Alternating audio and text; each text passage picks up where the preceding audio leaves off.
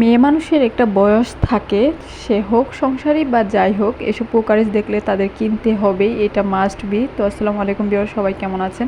তো আমি ওই দিন বেস্ট বাই চলে গিয়েছিলাম, তো কিছু একটা ননস্টিকের কিছু কিনবো, ফ্রাই প্যান বা এইসব টাইপের। তো একটা একজনের জন্য গিফট কেনার জন্যও গিয়েছিলাম, তো ওইটা কিনতে গিয়ে নিজেই একটা কিনে নিয়ে এসে পড়ছি। তো বাসায় তো ওই টাইপের কিছু আমার ছিল না, তো আমার ছোট একটা পাতিল পছন্দ হয়েছিল, কিন্তু ওইটা আমি নিব না ভাবছিলাম, 5% ডিসকাউন্টও ছিল। তো তারপর একটা ননস্টিকের কিছু একটা কিনে একটু সকাল সকাল রেস্টুরেন্টে চলে গেছিলাম। এটা হচ্ছে আমাদের এলাকায় খিলগেতের হচ্ছে পুরাতন একটা কাসুন্দি রেস্তোরাঁ, অনেক ভালো, এটার খাবারগুলো অনেক সুস্বাদু। কিন্তু কথা হচ্ছে আমার কলিজাটা বেশি মজা লেগেছে নিহারির থেকে, কিন্তু পরিবেশগুলো আগের মতো নেই, একদম নোংরা। তো অনেক দিন পর গিয়েছি, তো জিজ্ঞেস করাতে ওইখানের এক ভাইয়া বলতেছে আসলে মেবি ওনারা বিজনেস ক্লোজ করে দিবে, এরকম ম্যানেজমেন্ট খুব বাজে হয়ে গেছে। তো যাই হোক, সেটা ব্যাপার না, তো খেয়ে চলে আসবো।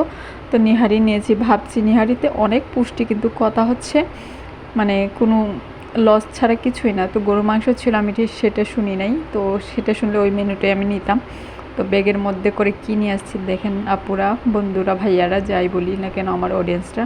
তো আমার ব্যাগের ভিতরে সবজি থাকে, মাঝে মাঝে মনে হয় যে কি এই ব্যাগটা, এমনি তো লেদারের ব্যাগগুলো অনেক ওজন থাকে, সাথে একটু পানি আর একটু ছাতা অফিসে নিয়ে যায়, এতেই আমার কাঁধ ব্যথা হয়ে যায়। তো লতি নিয়ে আসছি, সাথে ব্যাগের ভিতরে আরেকটা গুপ্তধন রয়েছে।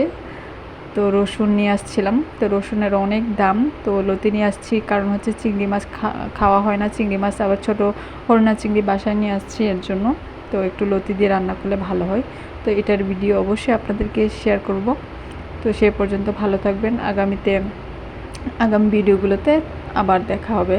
তো লতি বাঁচতে যে কী পরিমাণ কষ্ট এটা আমরাই জানি। তো সবাই ভালো থাকবেন, আমার জন্য দোয়া করবেন। আল্লাহ হাফেজ।